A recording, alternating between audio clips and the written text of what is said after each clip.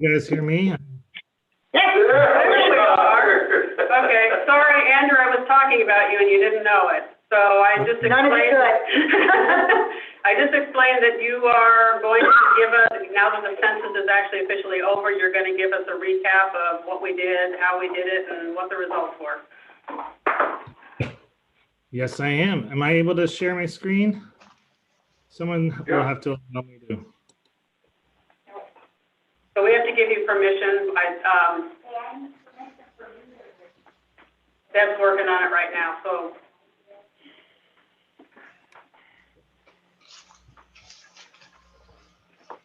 Technical difficulties is our greatest asset. So we're getting better at it. All right. So, Maybe have Brian come over there and help you. Oh, he can do it. He can share. Okay, go ahead. You have privileges. all right. Can everyone see that screen then? Not yet. Nope. Yeah. All right. Try again. So I'm just going to give a brief overview of the campaign that we ran for about 34 days and how that all came about and what the results were. So you'll see here is one of the creatives. Andrew, we can't see the screen. Your screen sharing isn't working. 1 second.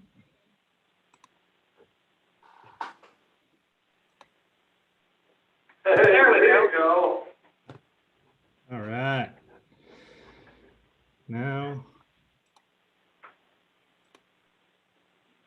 Oop. Okay. So you can hear me and you can see the screen. We're all good. Yep. So here is what I'm going to talk about is the overview of the program, the scope and the plan, what media we did, and then the results. We had some fun with creating the ads. The ads provided by the census were very bland, so we tried to put our creative spin on it. So we wanted to lock in the funding for Fort Edward. Get it? And so Washington County got a grant for $53,660. You may remember at the beginning of the year that was supposed to be about double of that with all of the things going on in the state. They cut that and then right at the last minute decided to give some money for that. And the purpose of that was to promote self-response of the census. The only stats we really get are the self-response, not the full response. We won't get that until the end of the year, if not midway through next year. And really what they wanted to do is improve the response rates. There were some obstacles. Obviously, we got the grant at the end of August. We started the promotion right at the beginning of September, had to move fast.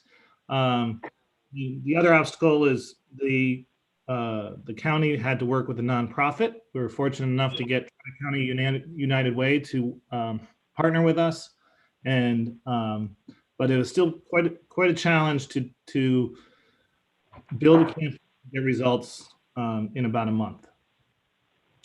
So the Tri-County United Way used their resources. They had 144.25 volunteer hours, and they used their phone bank database to call up people across the county, and they went at it quick. They made a ton of phone calls, and then they also did a mailing. They distributed flyers to the food pantries. They also went to a lot of the farmers markets and promoted the census there. They put some community bulletin boards in there, and then they also did some robocalls with the Kingsbury Senior Center, and they also did some flyer distribution there. And then Black Dog was contracted by United Way, and we did ad creation, traditional media buy, a digital media buy, and then we have that brand spanking new, pretty kiosk that's currently in the county building.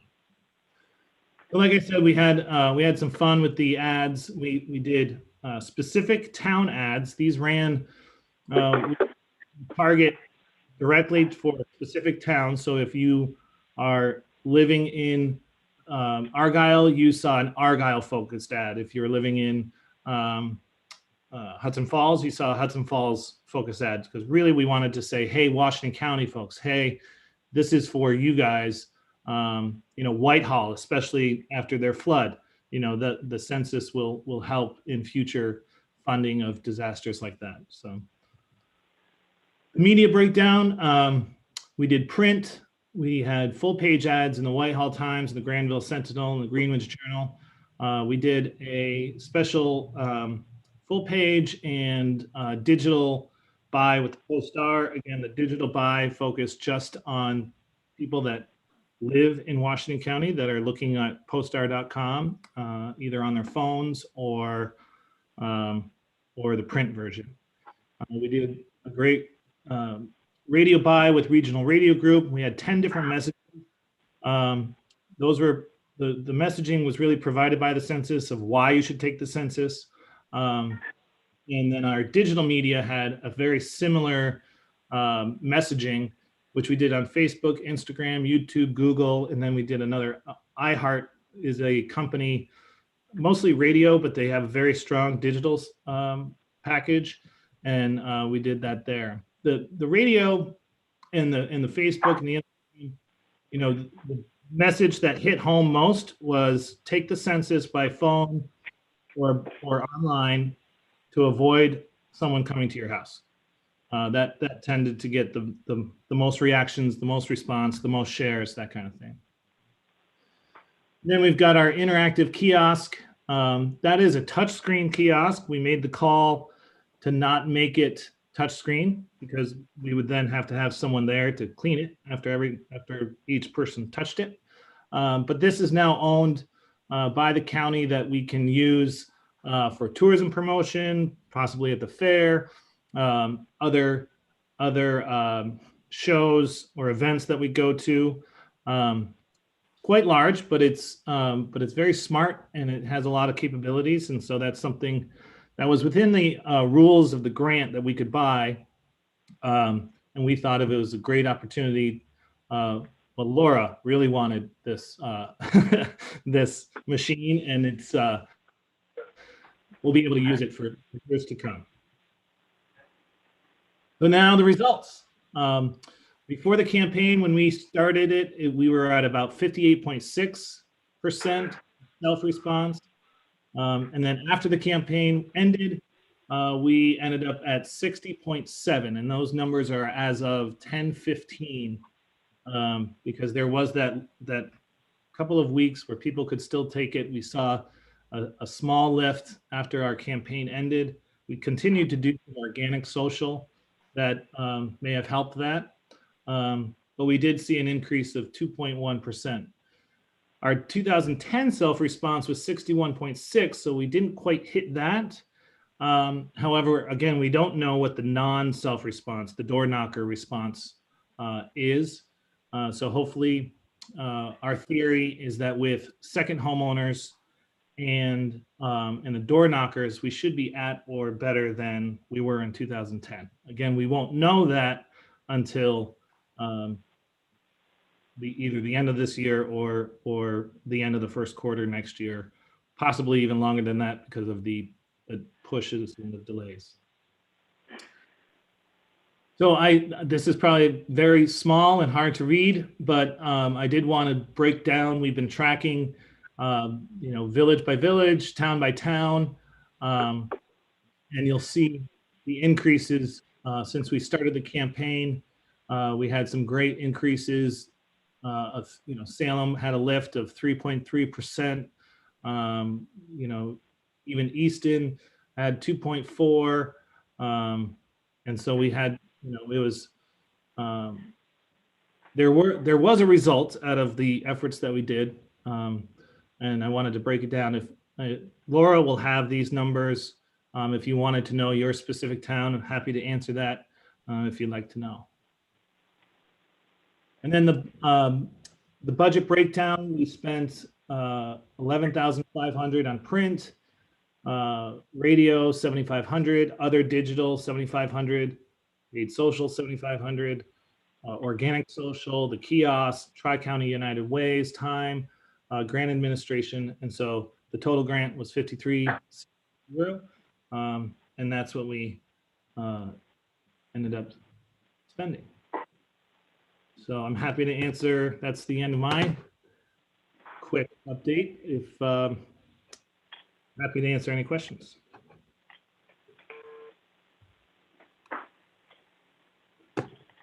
Dan? Yeah, the chart you showed the percentages of like 58, 60, and then 61. What was that percentage of what? So the census publishes the self-response rate, and the self-response rate when we started the campaign was at 58.6% of the households that they sent this postcard to. So that could be, someone's camp in Hewlett's Landing. It could be, someone living in Hudson Falls or Fort Edward. That's basically the parcels that they know exist. They send a postcard out, and then the percentage of responses based on that number is that 58.6% is where we started. We ended at 60.7. Okay, in the same way with the 60 and the 61 from last year? 60. Well, I guess what I'm trying to find out, how do we know how accurate our census count is? That's all. I'm trying to understand your information as far as is this good?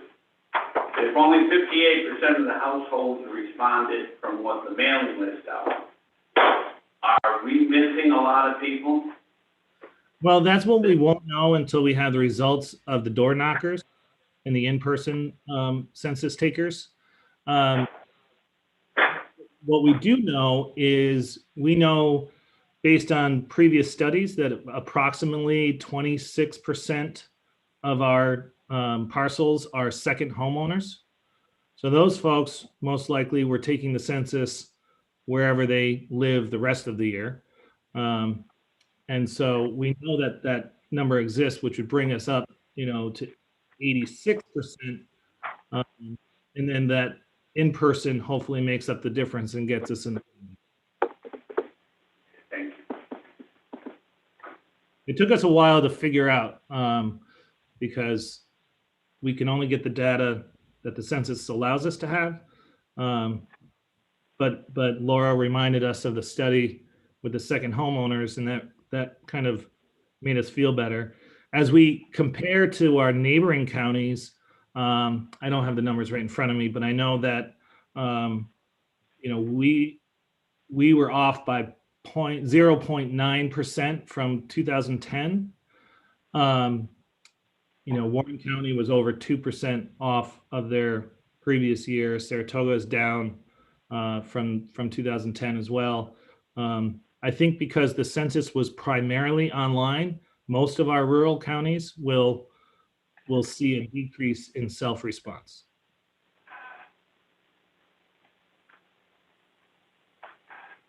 Any more questions?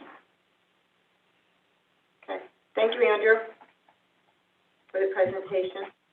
Thanks, Andrew. Yep.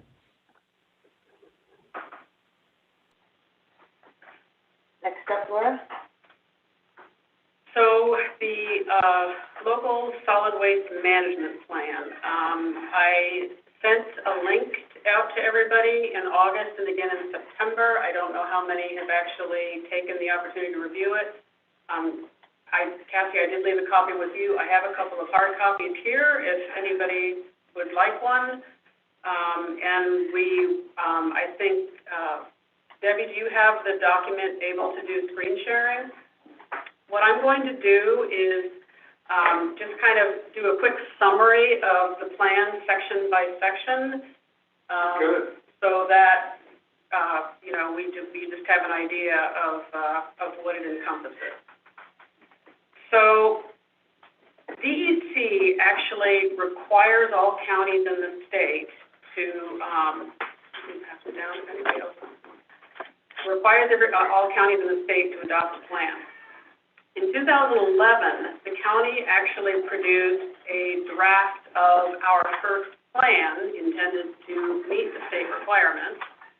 It was submitted to DEC in March of 2011. In May of 2018, DEC informed us that the plan was incomplete. But by that time, the county had divested all of the ownership of the transfer stations and all of the solid waste handling was now privatized. So basically that meant that we had to start completely over because the entire process and system was now different. So the overarching goal of the solid waste plan is to find ways to reduce the amount of solid waste that go for disposal. And the general idea is you develop tools and programs for waste management that focus on reusing, recycling, repurposing, i.e. eliminating product that ends up in the solid waste stream. And it is a very good goal. All of the studies basically say that the average New Yorker is producing 4 pounds of trash per person per day that is then eliminated. Based on the data that we have, we think that we're probably slightly below that. It makes sense that rural counties, probably don't dispose of quite as much trash as more urbanized settings do. But you'll see when we get to the data that we don't have exact numbers, but we think we're reasonably close to that. So again, this creates a conundrum for us because we don't own the data, we don't own the process. What that does enable us to do, however, is to create education programs, inform the public about what resources might be out there, and also affords us the possibility of public-private partnerships to create programs that might encourage recycling or could actually be economic development opportunities businesses created to handle some of this. So with the draft, the process from here is this committee, or a committee, presumably this one, approves the draft to go forward. DEC has already had some fairly informal reviews on this document, but they have to go through a formal review period, and then there will be, I think it's a 45-day public comment period. Then there is an actual formal public hearing, and then any changes in the draft that result from DEC comments in the public hearing get incorporated. There's a final public hearing, and then the county formally adopts the plan. So any questions about that so far? Okay, so the plan itself.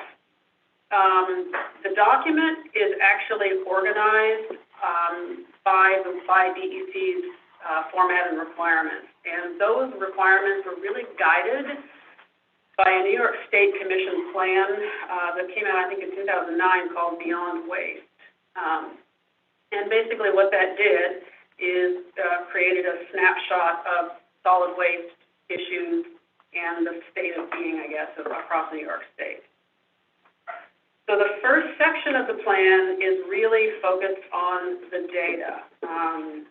It sort of describes population trends in the county, larger institutions that might be generating waste, larger venues that might be generating waste, and larger employers as well as natural resources that are potentially affected by the generation of that waste. So then it goes on to identify the existing solid waste facilities in the county, and Pamela did quite a bit of outreach to reach out to what are effectively now privatized providers to try and collect data based on what they would give us, what we could get from the state, and overall what we could collect to put this together. Now, unfortunately, again, because we don't own the data or the data stream, you are going to find that there's some gaps in data here. we, as a county, did collect data up to, I think somewhere around 2016. So any data that was collected through our DPW department is reflected in here. So gaps in data actually relate to the tonnage that are being brought from the county from external municipalities. And there is tonnage coming into the burn plant from counties other than Washington County.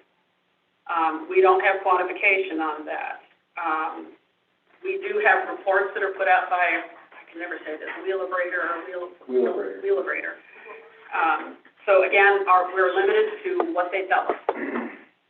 The data from the transfer stations is actually required to be reported to the state annually, both prior to the sale of the transfer stations and after the sale. But there is not a system in the county right now to register haulers that are going across the county. So we have, in Appendix 3, Pamela noted that we do have a directory of the haulers. We know the number of companies that are operating. We think at least pretty close to it, but what we don't actually know is the number of road trips, et cetera, that are being made. So that's, again, the whole first section is really just a collection of the data that's available to us. The third section is materials recovery, which talks about the recycling, composting, and biosolids efforts. I want to sort of take the opportunity to do a side note here, and when Joe Brilling joins us later, he may want to comment on this, but there is some legislation coming beginning in 2022, which will require large food waste generators to separate. First of all, they're supposed to donate as much food waste as possible. That waste that can't be donated has to be separated and taken to composting facilities. So again, there are regulatory requirements that are coming that may not impact us as much as the neighboring counties because we don't have quite the number of large institutions that other counties do, but it may impact us. Section 4 of the document essentially describes some of the local programs and efforts that are out there and have been undertaken over the last few years. Some of the high schools have done some programs. Some of the local companies have their own recycling and reuse programs. So any information that we were able to gather is documented there. So Section 5, and this is kind of one of the things that has changed the most in terms of the landscape for recycling, and that is the actual market for recovered recyclables. As I'm sure most of you know, China used to purchase a substantial quantity of recycled materials from the United States, and they are no longer doing that. So what that's engendered to us, I know for me, I go to the transfer station, it now costs me to drop off recyclables, whereas, because again, the haulers are not able to get revenue for disposing of those recyclables, they now have to be disposed of in other matters. So that's increasing the landfill problem because, again, those recyclables don't have the market that they used to. It's also, I think, a good thing to point out that we do actually have some companies in the county that are businesses that are built around sort of recovery of waste. Boost Blend Compost is an example. It's organic, it's composting. Jan's Cans in Fort Edward. Tamarack, a new business in Argyle. So there is a table, which is Table 5, that shows all the businesses that we are aware of that are currently engaged in at least trying to capitalize on the market for recovered recyclables. I think there are all sorts of interesting prototypes out there. For example, one of the problems, well, there's more than one problem, but a problem recyclable is glass. There just hasn't been a whole lot of sort of repurposed remanufacturing. However, one thing that's been tried in a number of European countries is creating aggregates that are used for road paving, that are made out of recycled glass. So, markets will come and will change, and I think largely one of the ideas for this plan is to start thinking about building businesses around how do you recover and repurpose the solid waste rather than just taking it to a landfill. So the implementation section is probably the trickiest section because there's just not a lot for us to implement. Again, we don't own the process, so we can't dictate who's doing what. But I think, Pamela did as good a job as she could on coming up with some ideas and suggestions. There are on Section 10, Table 21, it's potential actionable items that could be undertaken by municipalities, nonprofits, and citizen groups. So again, it's just ideas as to how we can move forward with making a difference despite the fact that we don't have the control of the process. We do have, however, the ability to partner, offer education. We could do things like be a central collection point for resource. We could put those up on the planning webpage if that became of interest to everybody. Sort of a collection avenue for ideas or businesses that are offering to repurpose recyclables, composting, anything that anybody comes up with. So having put all of this together, and again, that's just a very brief summary of how the plan is laid out. There is a lot of data in there, notwithstanding the fact that we are missing some data. But this plan is going to, according to DEC, is going to have to be updated every 5 years. So the idea is, behind most planning documents by this, is that you take a snapshot of what it looks like today, and then the actionable items are supposed to be things that you're going to do to reduce the waste stream. And then in 5 years, you take a look at, were we successful?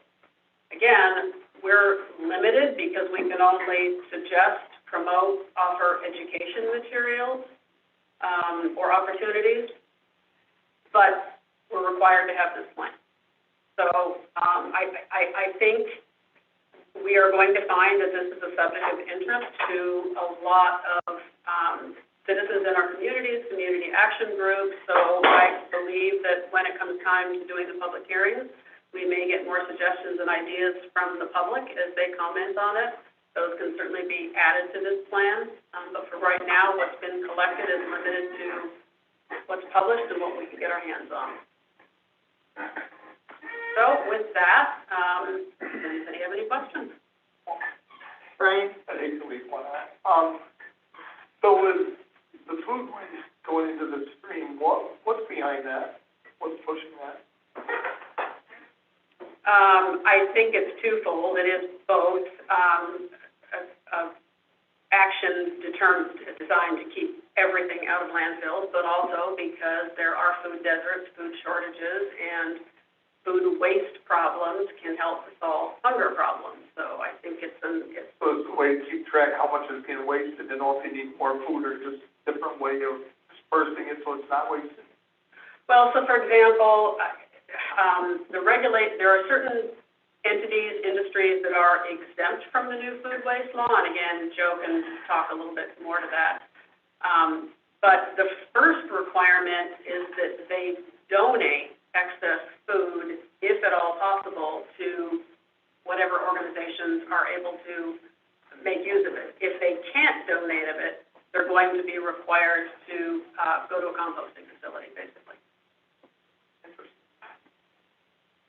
I heard it before, but I wondered what was pushing it. That's just an interesting concept. Yeah, I think So you either pay to get rid of it or you give it away. That'll make us change flows. Anybody else have any questions? So Laura, do you need us to move this along to the next step? It needs to be approved by committee so we can formally submit it to DEC for review, and then it will come back to us instead of a public hearing. Moved by Brian, Second. seconded by James. Any further discussion, questions? All in favor, say aye. Aye. Aye. Opposed? Carried. Do you have any other? This is gonna be a short but sweet meeting because that was all I had. Unless, Is there anything else to come before the committee today? Mr. Griffith? I was wondering if, an update on Airbnb occupancy tax, if we received anything, or Al's got it. Like Al can answer that. No, that was my, Go ahead, Al. no, that was my question as well. Did I so take does that? that mean we have not received a check yet, Al?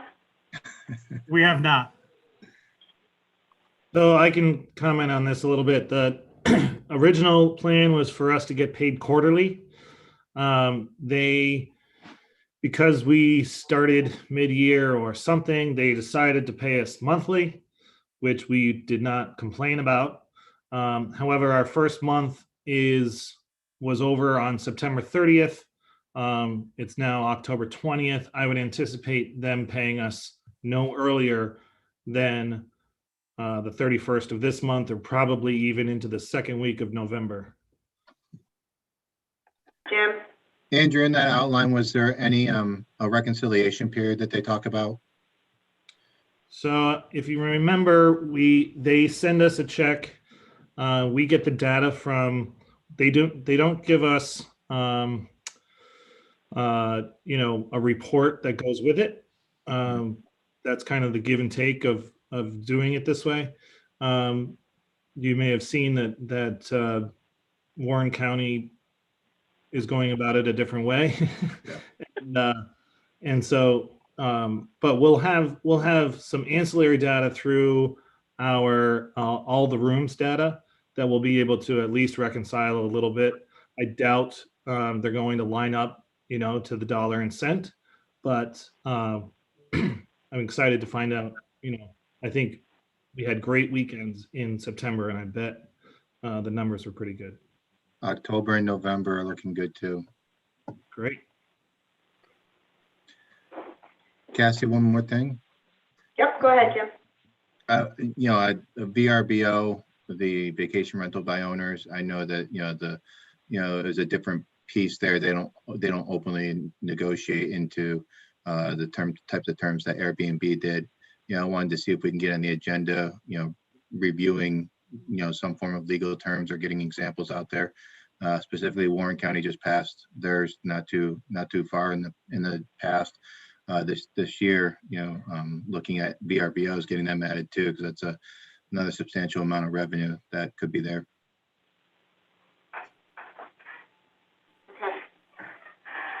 Okay. Thanks. Just Supervisor Griffin, I'll just point out, I've been trying to get in touch with a similar person at VRBO to do the same or similar that we have. Just haven't been successful yet. No problem. Okay. Any others to come before the committee today? Seeing nothing, we're adjourned. Yeah. Thank you. Thank you.